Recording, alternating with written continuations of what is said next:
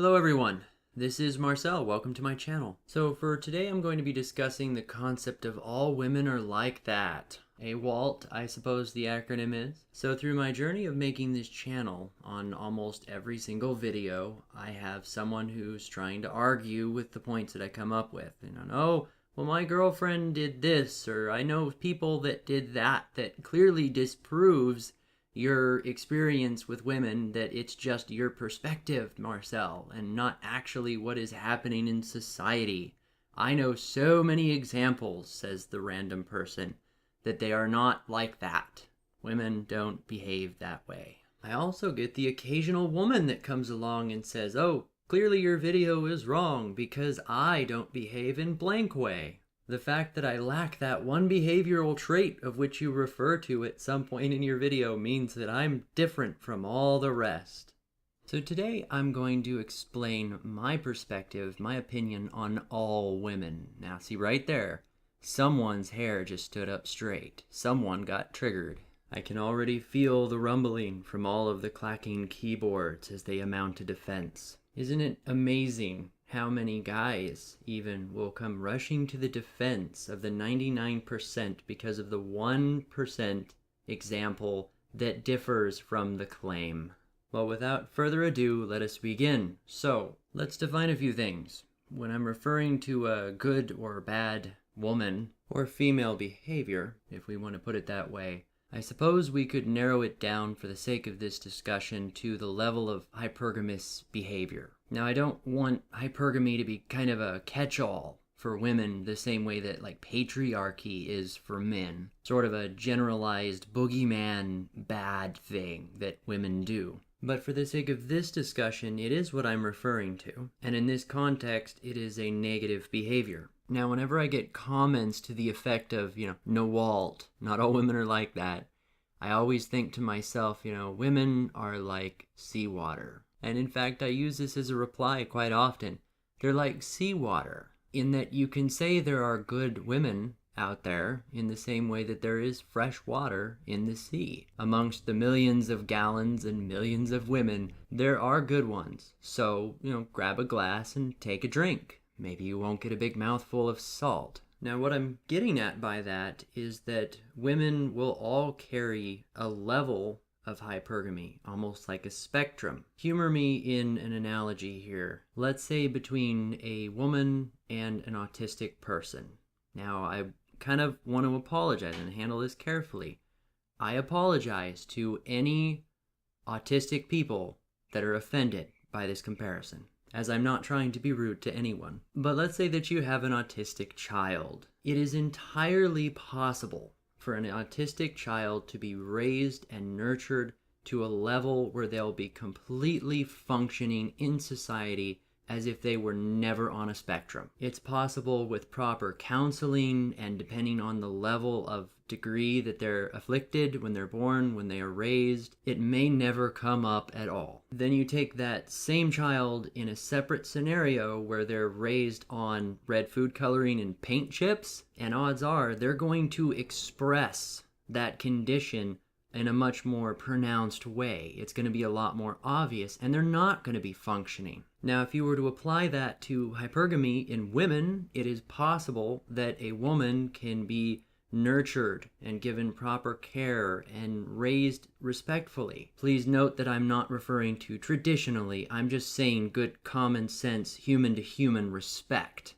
where you wouldn't shit on someone for no obvious reason just because they can. That it is possible for there to be a high functioning relationship, but that doesn't change the fact that the whole thing can go south at any minute, or the behavioral patterns that exist within it despite that high function. The sweetest, most charming, most respectful woman who's loving and caring, quotation marks here, can go completely hypergamous and destroy the man that she supposedly loves in an instant, given the right set of circumstances which are completely outside of his control. Think of the countless examples of where a woman has lost weight or has made more money or met someone of higher status, and despite decades of supposed love and dedication to a guy, has, almost effortlessly leaped onto the next guy without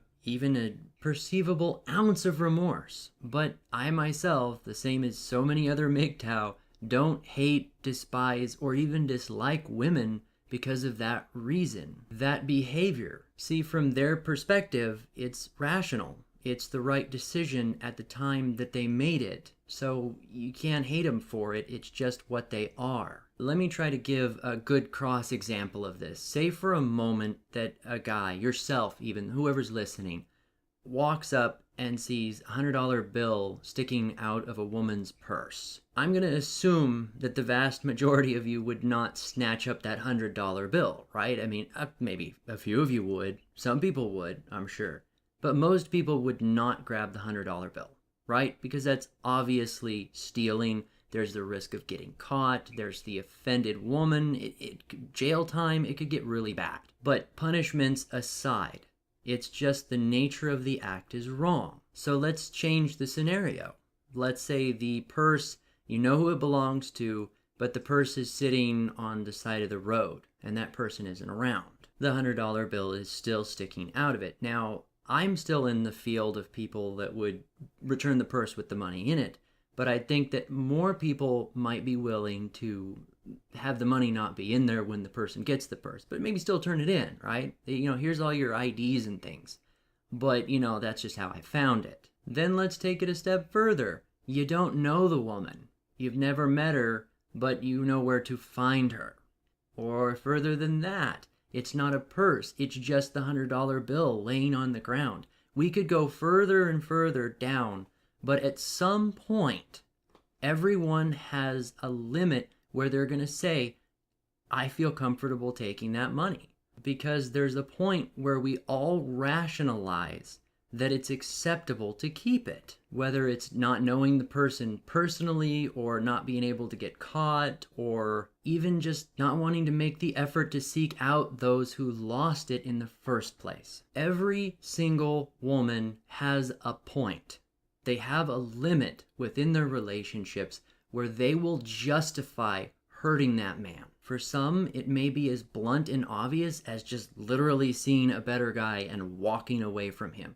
She may not have any remorse whatsoever snatching that $100 bill away from the guy right in front of everyone, and she won't care. Though for most of them, it's going to be a point where they can rationalize it as an appropriate decision, where they remove their sense of guilt or remorse based upon the circumstances. Enough excuses, enough missed dates, enough forgotten birthdays, enough opportunities with a better guy where she feels comfortable, like there's no way of falling away from having any romantic interactions at all, where no matter what, she's going to be taken care of, she won't be alone. They have a limit, and it's entirely possible that a great deal of it has nothing to do with a negative behavior from the guy. Okay, so I did say forgotten birthdays. Nonetheless, when that woman, whoever she is, has the right set of situations pile up where she can justify it as the appropriate decision, even if everyone else looking at it would see it as still wrong, she's going to do it. And that all these supposedly good women that are, perfect girlfriends or the counter examples simply have not been in that circumstance yet. And I can claim that with the same level of confidence that I can say at some point, everybody's gonna stick that $100 bill in their pocket. No right-minded person, guy, whatever, would throw that money in the trash can or willingly just give it away to a stranger because they didn't happen to earn it. And they'd be foolish to do so. It's better to stick the money in their pocket if there's a point where they can morally justify it, at least assuming that there's any actual logic involved. So I don't hold that behavior against women. I'm not expecting them to be held accountable. I don't think they ever will for how they treat the guys that they're in relationships with. But I'll be damned if I'm not going to point it out. I am here to tell the men of the world, metaphorically and kind of literally in a way, put your money away. Stop leaving it out on the counter. Don't let it hang out of your pocket, because eventually a woman's going to be able to justify just snatching it up. And in her mind, it's going to be doing the right thing, or at the least acting acceptably. Relationships, be it serious or otherwise, are ticking time bombs. And treating the woman better or trying harder doesn't guarantee anything, and in some cases can actually have the opposite effect. So put your money in a bank or a sock drawer, if you know what I mean. Invest in ourselves. That is the best way to guarantee that we're not royally taken advantage of. The only way. Anyhow, I hope that was interesting. Let me know down below if you agree, disagree, think I'm full of shit. I want to hear it. And if you want to hear more content, like, share, subscribe. I have started making music a little more consistently. So if you're interested in that, I'm still currently posting it in my Mirror channel. Though fairly soon, I'm probably going to open a music channel. But in the meantime, I'll put a link to my newest song right here and in the description down below. Matter of fact, here's a clip of it. Let me know what you guys think. Take care.